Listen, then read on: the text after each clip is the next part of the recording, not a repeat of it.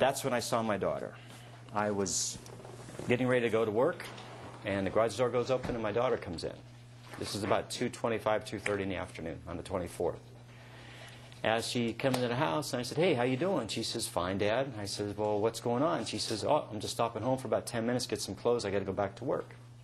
"Where's Caylee?" "She's with Zanny." And I said, "Okay. When you guys coming home?" She says, "Oh, we'll be back home maybe late tonight or the next day." I said, "Okay. Have you been talking to Mom?" "Oh, yeah, I talk to Mom every day." I said, "I know, but did you talk to Mom today?"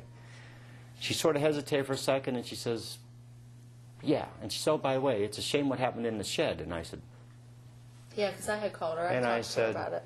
"Really?" She says, "Yeah." I said, "Interesting." In the car. And I just said, "Hey, by the way," I said, "I'm getting ready to rotate your mom's tires on her car. There's a little metal wedge that fits underneath your tires so your car doesn't rock back and forth." And I said, "Well, I'd like to have it, so in case you're not here over the weekend, I'd like to be able to do it." She was hesitant about letting me get in the car. And I said, "Well, listen, I got an extra key. I'll just go get it." Well, she was adamant about that. What, not letting you into the car? Yeah, they won't let me get into the car to get the stuff out. "Dad, I'll get it for you." "Dad, I'll get it out." I said, "It's no problem. I know where it's at. I'll get it out and be done with it."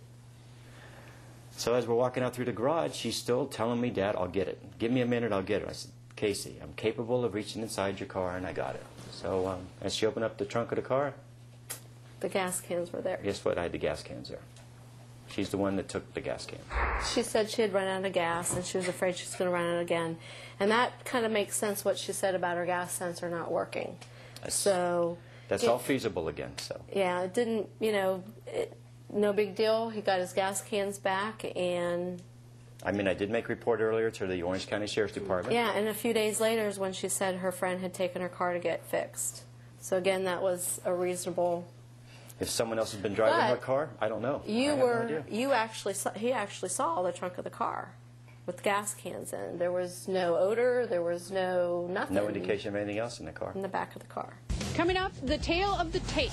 We are on the ground in Orlando, Florida for a special Cops, Cases, and Clues about the disappearance of toddler Caylee Anthony. Caylee's mother, Casey Anthony, sits in a jail not far from here, a person of interest in her daughter's disappearance. Casey may be alone in jail, but she has been talking, sort of. Shortly after arrest, Casey made this phone call to her mother, Cindy, and a family friend. Don't know what my involvement is and stuff? Casey, Mom. what? No. I don't know what your involvement is, sweetheart. You're not telling me where she's at. Because I don't know where she's at. Are you kidding me? Casey, don't waste your call to No. scream and holler at me. Waste my call sitting in, the jail? Whose fault where is- bunks are? Whose fault is you're sitting in the jail? You're blaming me that you're sitting in the jail? Not Blame my yourself fault. for telling lies. You mean it's not your fault? What do you mean it's not your fault, sweetheart? If you'd have told them the truth and not lied about everything, they wouldn't. Do me a favor, just tell me what Tony's number is. I don't want to talk to you right now. Forget it. Everything is public record, including this phone call, including the visitation videos. Yeah.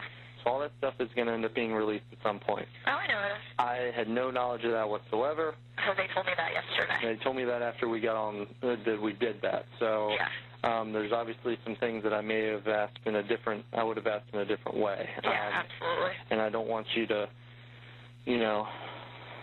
feel for any reason that, we're not on your side about anything, because we are about everything. We're completely behind you.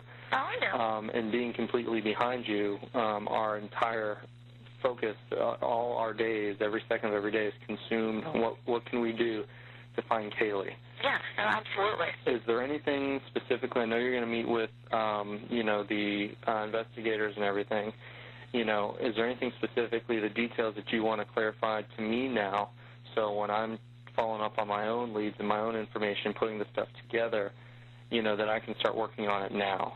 At the moment, there's nothing specific or nothing that, should probably be said here.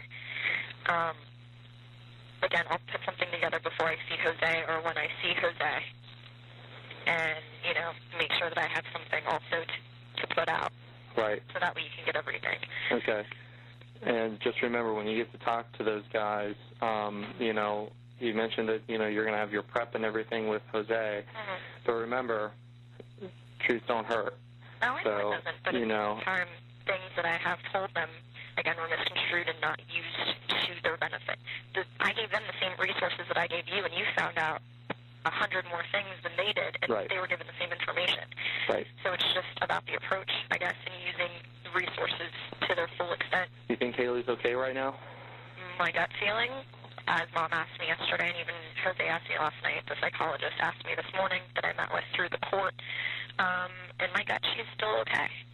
And it still feels like she's close to home. Okay.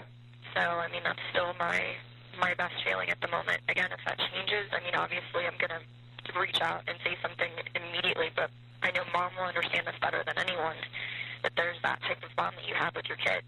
Right. And it's, it's unexplainable. Absolutely. Did you speak with Caylee over the phone at any time? I did one time, yes, and that was actually the day that Mom had called the police. Okay. Do you remember what time you spoke to her? Around noon. It was through a private call. Okay. Did you ever have, or did you ever call babysitter on your cell phone? Ever receive a call from babysitter on your cell phone number? I most definitely did.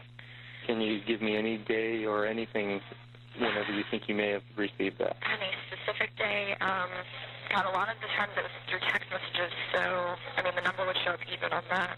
Okay.